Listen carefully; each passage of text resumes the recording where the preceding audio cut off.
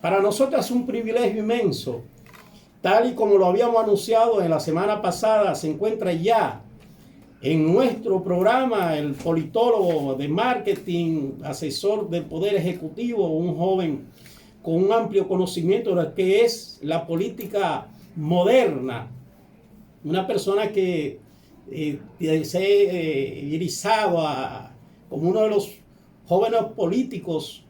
Y qué bueno, porque yo decía a un amigo mío y amigo Juan Aníbal Luna que esta muchacha Espinal está cometiendo muchos errores con predicciones que ni siquiera se acercan a cosas que ella ha hecho.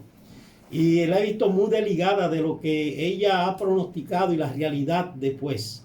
Así que para nosotros, de manera ya formal, Juan Aníbal Luna, bienvenido, Janel Ferreras, a este tu programa. Para nosotros es un placer. Amigo televidente, de entrada, no se pierdan esta entrevista donde trataremos temas de diversos, tanto locales, nacionales e internacionales. ¿Y quién mejor? Una de las personas más versadas en esta política internacional. Bueno, nuestro politólogo, Janel Ferreira, no necesita presentación. Sí. Sus condiciones humanas, profesional, lo dicen todo. Buenas tardes, licenciado Janel. Bienvenido, Ferreira. hermano. Buenas tardes, pueblo de Nagua, buenas tardes, República Dominicana. Para mí es un inmenso placer compartir con ustedes a través de esta plataforma digital, plataforma radio, de radiofrecuencia y sobre todo de la multimedia que a través de la comunicación 2.0 le hace llegar el contenido no solamente a la comunidad residente en el nordeste del país, sino a todo el mundo. Juan Aníbal, Ulerio, Anderson, para mí es un inmenso placer compartir con ustedes y como siempre digo, me encanta ir a las comunidades de las regiones apartadas de la capital porque allí encuentro real y efectivamente la comunicación que le llega al pueblo dominicano. Así que para mí es un placer, estoy aquí abierto a la disposición de ustedes y vamos a tratar varios temas en el día de hoy. Gracias, Juan Janel Ferreira, sé el compromiso, sé el sacrificio que está haciendo, porque esto fue prácticamente un compromiso conmigo y con este programa, con Juan Aníbal Luna, sé los compromisos que tiene la capital y que marcha inmediatamente a cumplir con ellos. Si sacate una parte de esa carga de trabajo que tienen los medios allá. De entrando en materia, Janel, nosotros aquí hemos tocado temas del asunto de China y Taiwán. Y nos preocupa porque estamos hablando de que no son dos países cualquiera que pueden enfrentarse. Hay un tercer país que se llama Estados Unidos, que es el país del poder, y China, que es un poder comercial. La consecuencia de una futura o inmediata situación bélica entre China y Estados Unidos, ¿cuál sería la consecuencia? Porque digo esto con relación a días del presidente Xi Jinping había hablado de que habrían medidas drásticas. Vemos como la presidenta de la Cámara de Representantes, Nancy Pelosi, llega a Taiwán de manera sorpresiva y luego va a una comisión de senadores. ¿Cuál sería, hasta dónde tú crees que puede llegar esta situación, si eso puede generar una crisis bélica entre China y Estados Unidos? Mira, de entrada yo creo que las condiciones están dadas para que el mundo entre en un conflicto internacional. Sin embargo, es bueno que dividamos el conflicto internacional en varias áreas. Lo primero que hay que definir, ¿cuáles son los grupos económicos a nivel mundial que se han enfrentado? La primera etapa no significa China y Taiwán, Sí. ni tampoco significa Corea del Norte y Corea del Sur, Sí. ni mucho menos Rusia y Ucrania. Sí. Esos son conflictos paralelos. El principal conflicto en el mundo lo representa el enfrentamiento entre un grupo que se llama el G7, Sí. compuesto por 2 países de América, 4 países de Europa y 1 de Asia. El G7 está compuesto por Estados Unidos, Canadá, Italia, Francia, Gran Bretaña, Inglaterra y Japón. Sí. ¿Y cuáles son los países que conforman entonces el otro frente? El BRICS. Ese grupo de países, en principio llamados los alternativos o no alineados, está Brasil, Rusia, India, China y Sudáfrica.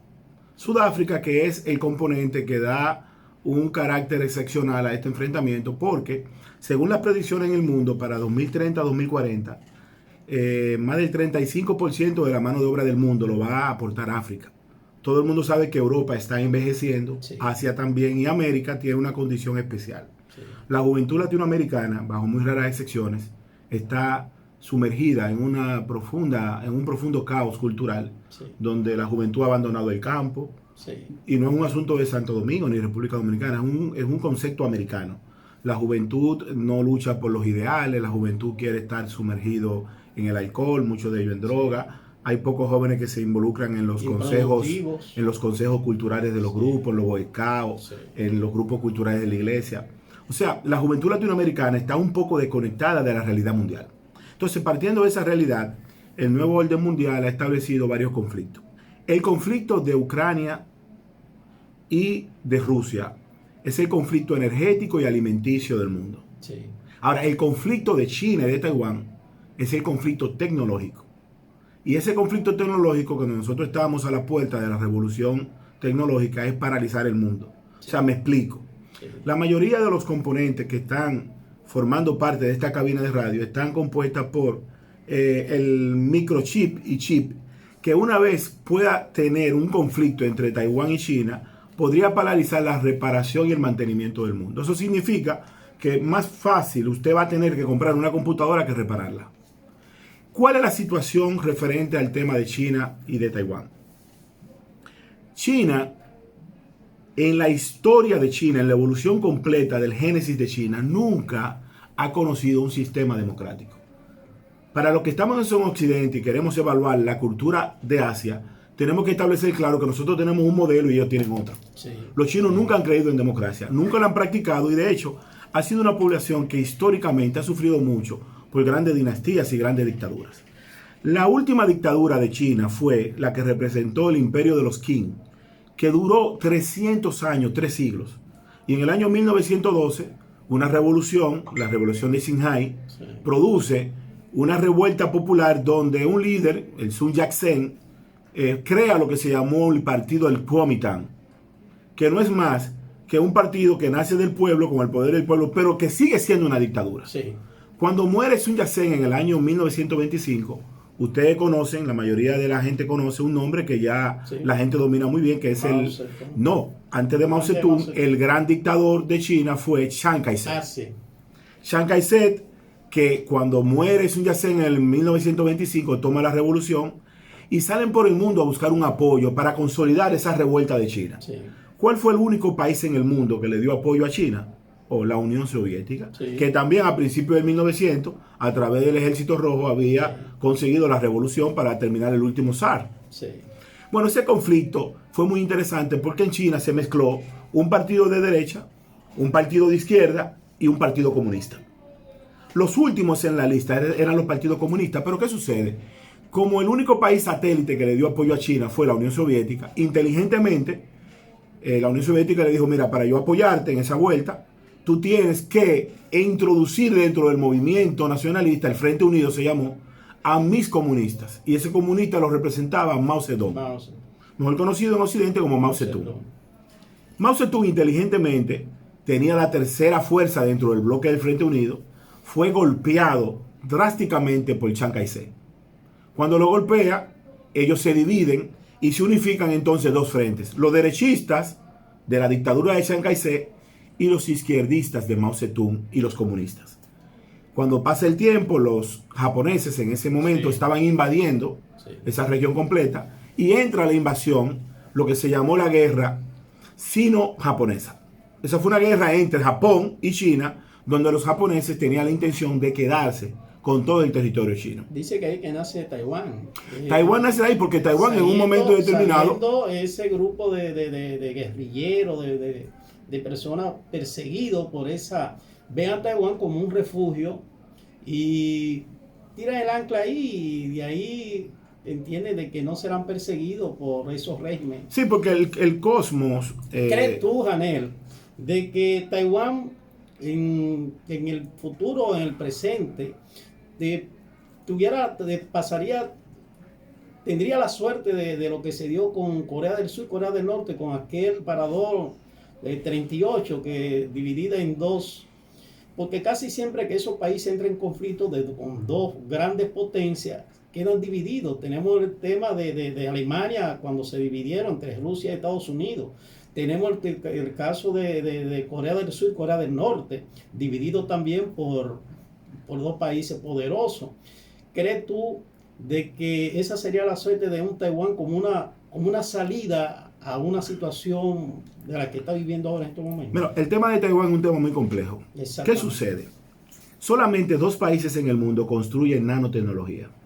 ¿Qué es el nanochip? El nanochip es un instrumento tecnológico que tiene una medición menor a 10 nanómetros.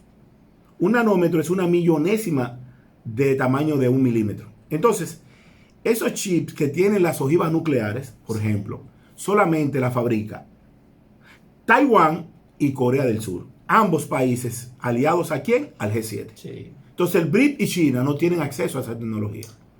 Entonces, por ahí viene el conflicto. Entonces, hay que entender de que una vez los chinos que le plantean una solución diplomática a Taiwán, manteniéndolo en 2 sistemas y un propio país, como hicieron con Hong Kong, los taiwaneses no están en esa condición. Porque la población de Taiwán, un 5% de los taiwaneses, están orientados hacia la fusión de China. Un 33% son radicales y quieren que no le llamen China, sino que le llamen República de Taiwán. Sí, porque le llama República China de Taiwán. Sí, y un 50% quiere que se mantenga el status quo como está. Ahora, ¿cuál es la situación?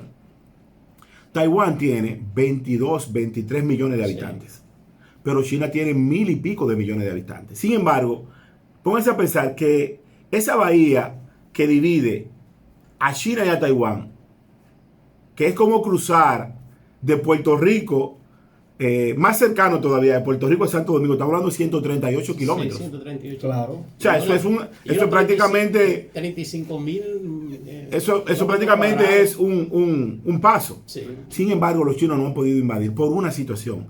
Todavía la armada de Estados Unidos sigue siendo la armada más poderosa del mundo. Sí. Y quien tiene a China todavía limitado ante una posible invasión a Taiwán no es los taiwaneses. Aunque se dice que las costas de Taiwán tienen dentro de sí la defensa tecnológica más poderosa del mundo. Porque no es verdad que Taiwán, que ha cultivado una tecnología durante mucho tiempo, la gente puede pensar que es Ucrania. Vulnerable. No se puede la gente confundir. Ni China es Rusia, sí, ni Ucrania es Taiwán. Sí. Son muy diferentes. En esa misma dirección, Janel, porque hay que aprovecharte que está aquí. ¿Cómo tú valoras aquel rompimiento del Estado Dominicano, donde había unas relaciones diplomáticas entre la República Dominicana y Taiwán? Y eso se dio en el gobierno de Danilo Medina, sin previa consulta con el pueblo dominicano, romper con un país que ha sido aliado por más de 40 años de República Dominicana. Taiwán hizo muchísimas inversiones aquí, muchísima ayuda a este pueblo, y que de manera sorpresiva se rompa con eso y que se abra relaciones diplomáticas con China. Mira, la inversión de Taiwán en República Dominicana es altamente conocida. Gran parte del arroz que la República Dominicana cultiva y esa tecnología fue producto de una cooperación tecnológica de Taiwán.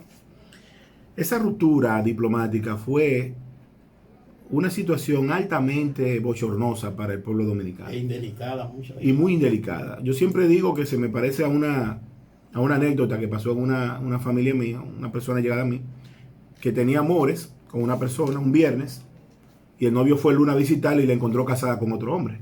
Oh, Dios. O sea, porque debe haber una etapa donde usted rompa, se dé un espacio de tiempo y luego se busca un novio. Entonces, nosotros traímos aquí a la República Dominicana, al malecón de la ciudad de Santo Domingo, al representante del Estado Mayor de Taiwán, a desfilar junto con tropas taiwanesas, recibiendo equipo militar en la República Dominicana en donación.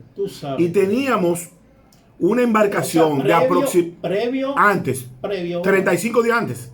O sea, eso es un asunto que nosotros tenemos también que revisarnos como sociedad. Sí. O sea, ¿cómo es posible que nosotros los dominicanos invitemos al Estado Mayor de Taiwán a desfilar en el malecón un 27 de febrero, les recibamos equipos militares, Sí.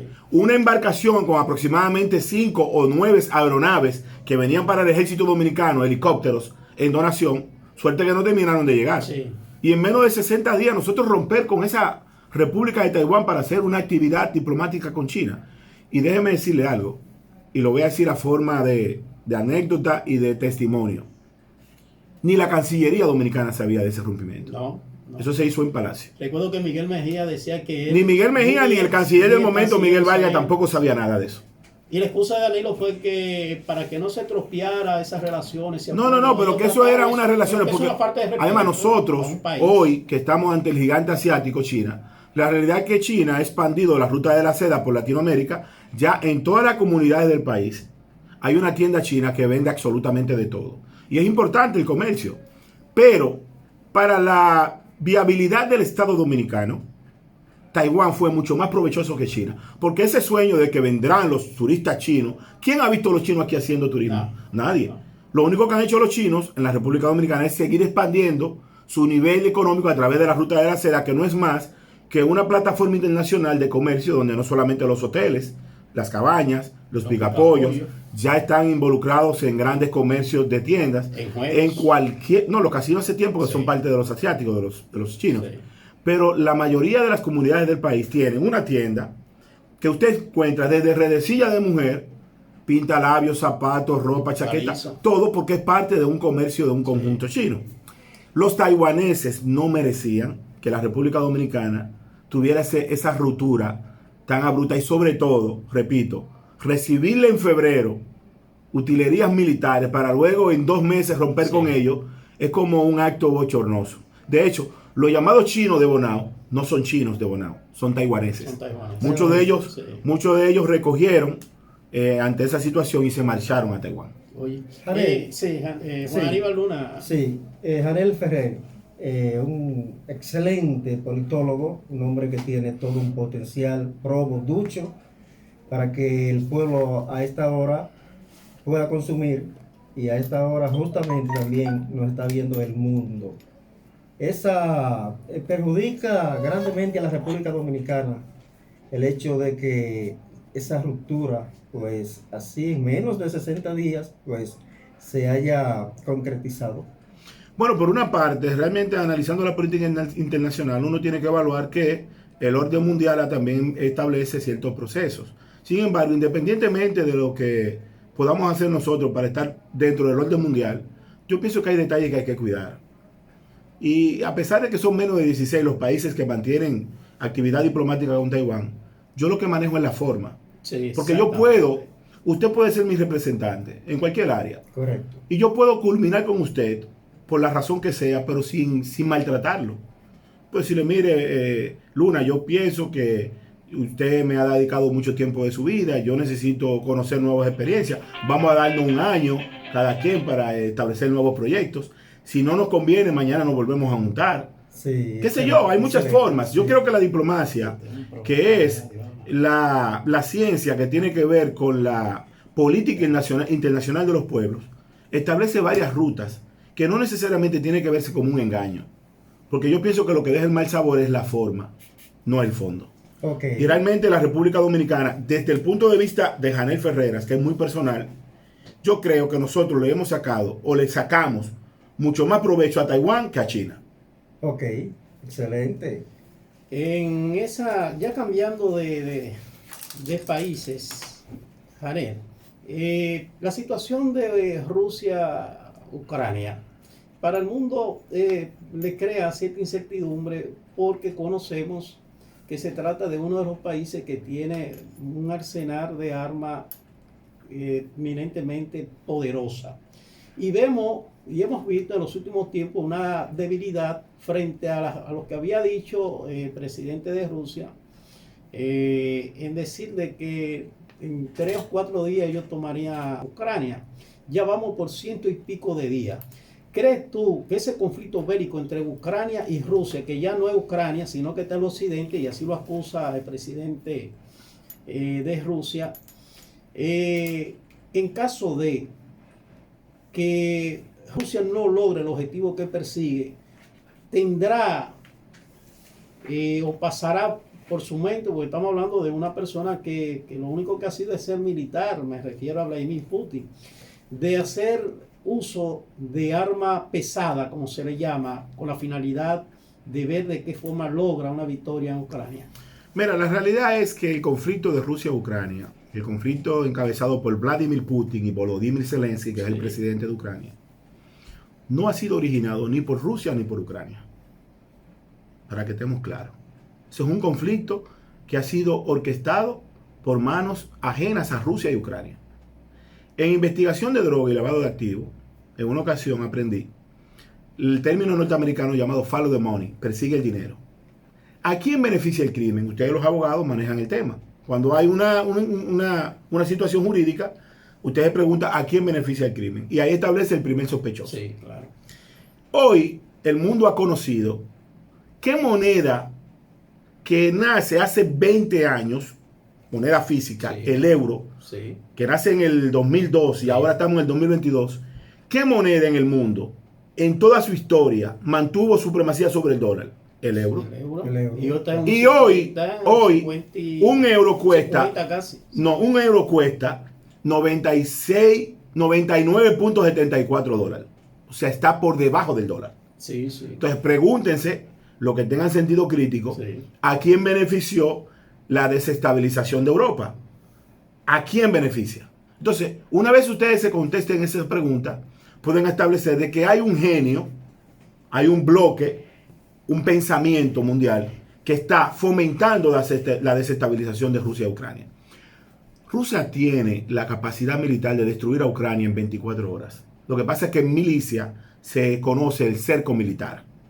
Los va asfixiando, le va haciendo el cerco. Lo primero que hizo Rusia fue quedarse con el control del Donbass, que es la región que le da a Rusia acceso directo a la península de Crimea, sí, que en principio era de Rusia. Sí. Y que uno de los principales líderes de la Unión Soviética le cede a Ucrania, porque Ucrania y Rusia, la gente no lo sabe, históricamente son pueblos gemelos. Sí. Incluso genéticamente, no hay nada en el mundo que se parezca más a un ruso que un ucraniano. Pero y viceversa. Ese 67% de la población ucrania habla Entonces, rusa. A los ucranianos, que cayeron en un gancho también, porque hicieron un protocolo de entendimiento, haciéndose pasar como países de Occidente para formar parte de la OTAN, había un acuerdo establecido. Y yo soy de tesis que las grandes potencias del mundo, llamados militares, China, Taiwán y Rusia, no deben hacer fronteras entre sí. Ustedes que son aquí de la costa de Nagua y los que saben de navegación, cuando un barco va llegando a muelle, entre el barco, que es de hierro, y el muelle, que es de concreto, ¿qué hay? Hay una boya. Una boya. ¿Para qué es la boya? Para que no friccionen, sí, esos dos, sí, bloques. Sí. Entonces, Ucrania es una boya entre Rusia y Estados Unidos. Usted no puede convertir a Ucrania en cemento porque va a colisionar. La gente no lo entiende. Entonces, a partir de ahí, los ucranianos recibían 2.000 millones de dólares solamente por el uso del territorio de Ucrania para transferir el gas natural, sí, que Rusia le vende más del 50% de todo el gas que produce Rusia. A través del Nord Stream 1, sí, y del Nord Stream 2, que son dos gasoductos, sí, uno a Alemania y el otro al resto de Europa, sí, que le vendían ese gas natural. Ahora, han caído en un gancho. 55.000 millones de no, y han caído en un gancho. Recuerde que desde República Dominicana nosotros podemos hacer un debate muy chulo de la situación de Rusia. Pero aquí nosotros prácticamente podemos dormir con ventanas abiertas los 12 meses del año. Claro. Si no tenemos aire, el calor no nos asfixia, pero tampoco tenemos un frío que nos mata. En Rusia y en toda Europa, en invierno no se puede vivir sin calefacción. Millones de personas pueden morir. Se congelan los ríos. Entonces, hay países que el 100% de su capacidad energética depende de Rusia. ¿Y cómo tú entras en conflicto con una gente que es el responsable de mantenerte con vida durante todo el invierno? Es una pregunta que hay que hacerse. Ahora están estableciendo otra ruta, la ruta de España, de Marruecos, sí, de Argelia, que es otro país con gas natural.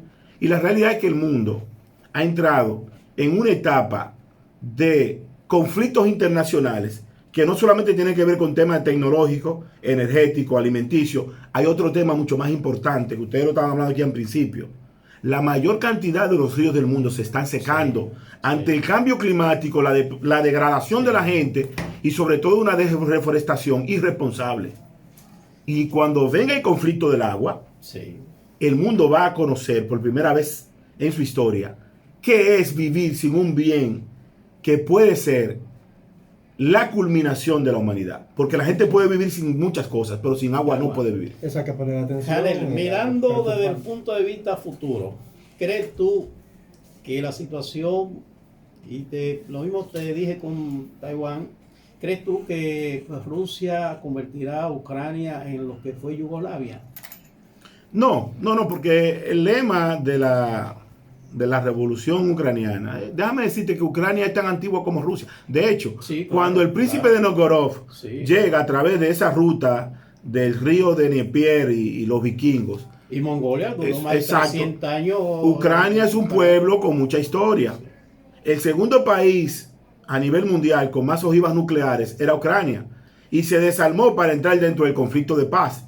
Sigue siendo uno de los países más corruptos del mundo, pero en contradicción a esa corrupción de Ucrania, también una de las tierras más fértiles del mundo.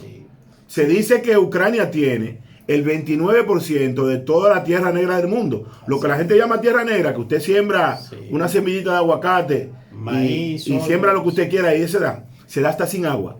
Ucrania tiene, escuchen bien, pueblo de Nagua y pueblo dominicano, el 29% de toda la tierra negra del mundo, ese territorio. También tiene, dentro de los metales raros, lo que se conoce como la plataforma fundamental para la creación de la tecnología de los litios y de otra tecnología que conoce el mundo a través de la aplicación del 5 y el 6G, del Internet de las cosas, de la tecnología, de todo eso, están en Ucrania. Entonces, no creo, para que estemos claros, yo creo que Rusia está jugando su estrategia militar. Ucrania también está victimizándose. Al final lo que están perdiendo son los pobres de ambas poblaciones. Pero lo que se están beneficiando de la Rusia y de Ucrania del conflicto son personas que están ajenas al continente europeo.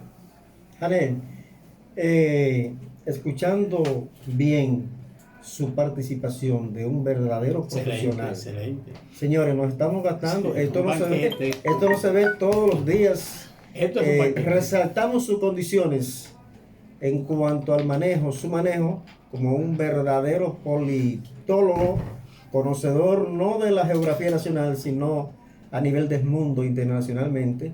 Ese conflicto bélico entre Rusia y Ucrania, que ya va por los 8 meses, tengo entendido, ¿cree usted que en un futuro no muy lejano podría ya parar? Porque el mundo está pidiendo paz y no es para menos lo que estamos viviendo. Yo creo que cuando los ideólogos del conflicto internacional hayan logrado los objetivos que se plantearon, porque ya empezó el primer objetivo, el desmonte del euro ante el dólar. Ese era un objetivo. Escuchen bien. El segundo objetivo es, ¿por qué ustedes piensan o por qué ustedes creen que hoy en América las tensiones van hacia el socialismo de izquierda, donde los países se están moviendo? Sin embargo, Estados Unidos le manda un emisario a Venezuela después de entrar en conflicto. ¿Para qué? Porque Venezuela tiene la mayor reserva petrolera del mundo. Pero Venezuela no puede explotar su petróleo sin una mano amiga que se llama Estados Unidos, que tiene la tecnología. Escuchen bien. Venezuela sin Estados Unidos es un ave que no puede volar. Pero Estados Unidos también necesita el petróleo venezolano.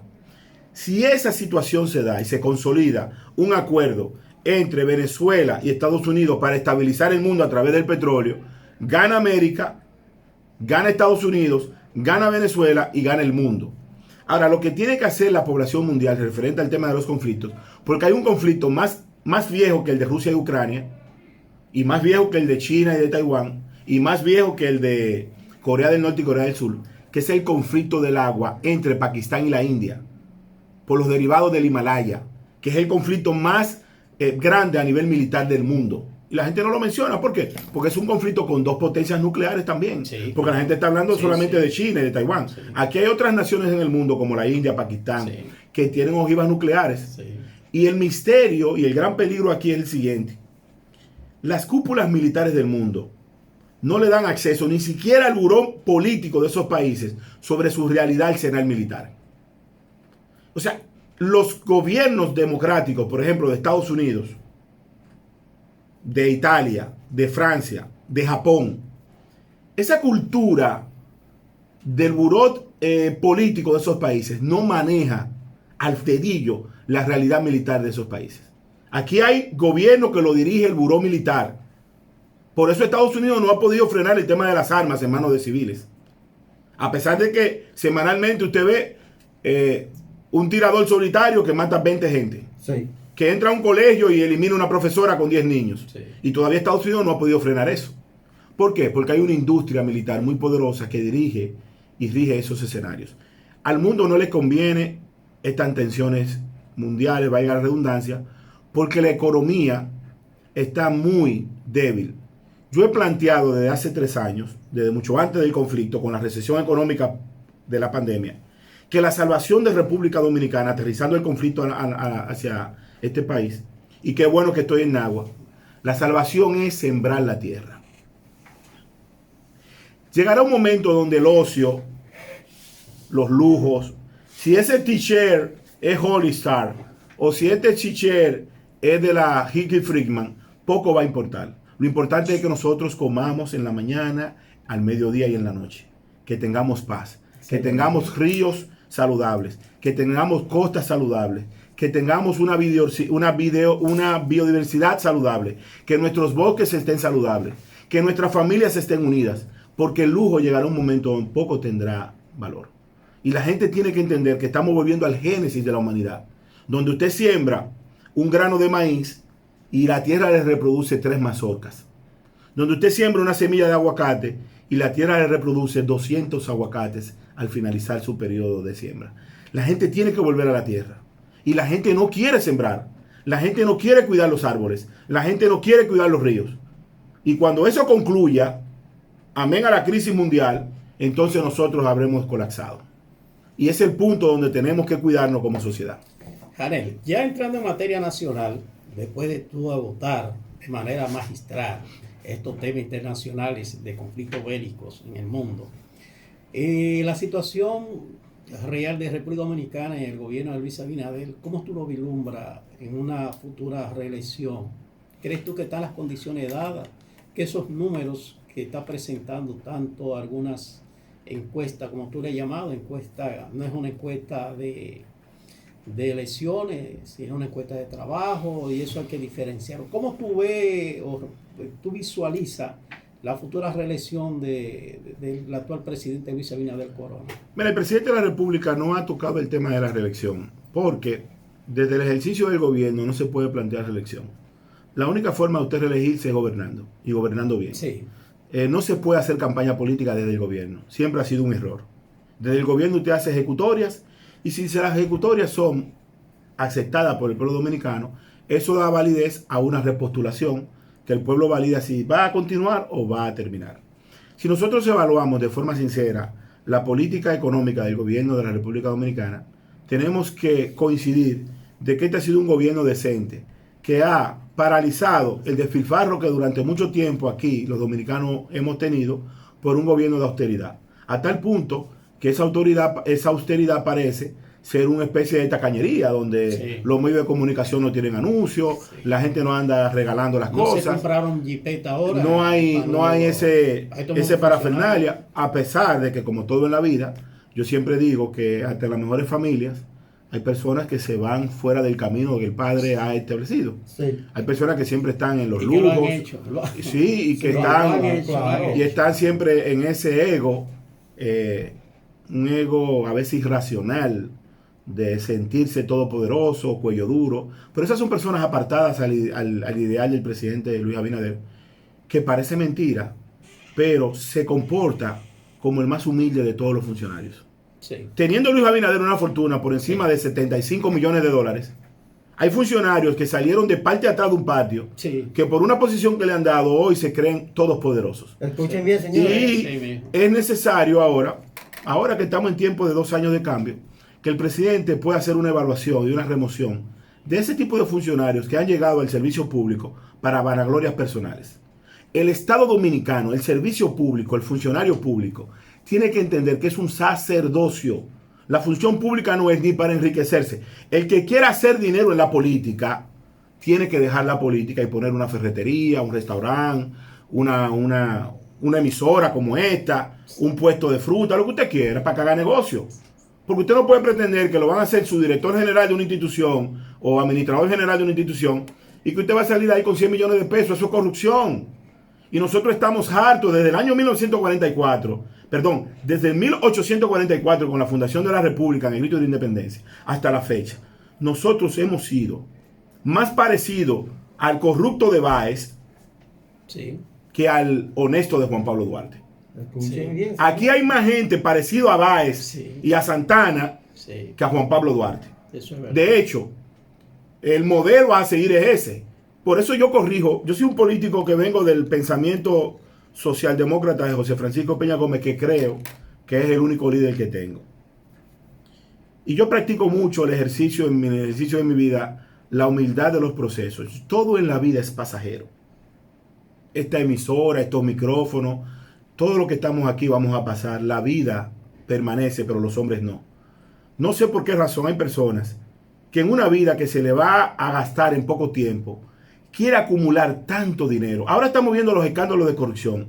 Y yo me pregunto, ¿y cómo una gente puede llevarse para su casa 1.000 millones de pesos? O 17.000 millones de pesos. No, pero poner un monto. Cuando hay gente que no tiene ni siquiera vivienda, que no tiene alimentación, que no tiene salud, que no tiene educación, que no tiene planes sociales. Coño, pero eso no merece ni siquiera prisión preventiva. Usted que es abogado. Una sola persona. Una sola persona. Eso es, para volver al génesis de la República, presentarlo en el Parque Independencia ante un pelotón de fusilamiento y acribillarlo. Porque no merece ni siquiera justicia, porque tú vas a tener que mantenerlo en la prisión. Tú le estás negando a una cantidad determinada de niños pobres acceso a una salud, a una vacuna, a una cama, a educación, a libros. Mira el caos que tenemos con los libros. ¿Tú crees que es posible que todos los años nosotros tengamos que tener una lista nueva de textos escolares cuando yo me formé con los mismos libros que mi hermano y que mi mamá? Lo dejaba uno, y nosotros tuvimos una educación decente. Ahora hay que complacer a un segmento económico de una mafia, de un cártel, que es el cártel educativo de la educación, y todos los años hay que comprar libros nuevos. ¿Y qué tantas veces la historia se modifica para usted cambiar la historia de la República? ¿Y cuántos acontecimientos nuevos trae la bibliografía de Colón hasta la fecha para usted tener que cambiar los libros de historia? Pero además, ¿cuáles son los mecanismos nuevos de la ortografía para usted cambiar el método Palmer? Pero ¿cuáles son los símbolos nuevos de la matemática para usted cambiar la suma, la resta, la división y la multiplicación? Los cambios históricos. Pero además, repito, cayendo en sí, ¿ustedes creen que este pueblo pobre merece seguir en un estado que lo único que procura es hacer negocio para beneficiar a un grupo? Entonces vamos a revisarnos todos. El presidente Luis Abinader tiene dentro de su compromiso ciudadano un proceso que poco han visto, que es un proceso de transformación real. Y no solamente depende de él, depende de todos nosotros que eso se logre. Señores, Juan Aníbal, vamos a despedir de esta extraordinaria participación de Janel Ferreira, como tal se lo habíamos dicho y ofrecido, una persona con un conocimiento magistral, en conocimiento bélico e histórico y de política y de marketing también, una asesoría también, asesor del Poder Ejecutivo. Así que despida usted. Conversar con una persona del nivel de Janel Ferreira es mejor que una semana de Pascua. Unos 30 segundos distinguido para que usted se despida formalmente. Bueno, para mí es un inmenso placer, agradezco sus palabras. Yo pienso que estoy a la orden y como soy un amante de la comunidad de Nagua, les prometo que más adelante vamos a continuar haciendo una segunda entrega. Y recuerden siempre una frase que yo acuño y se la digo a todos mis amigos: persigue el bien y el mal nunca te va a alcanzar. Excelente, señores. Qué bien, excelente. Sí, la invitación para mañana, cuando a partir de la 1 volveremos a estar con todos ustedes. Gracias al licenciado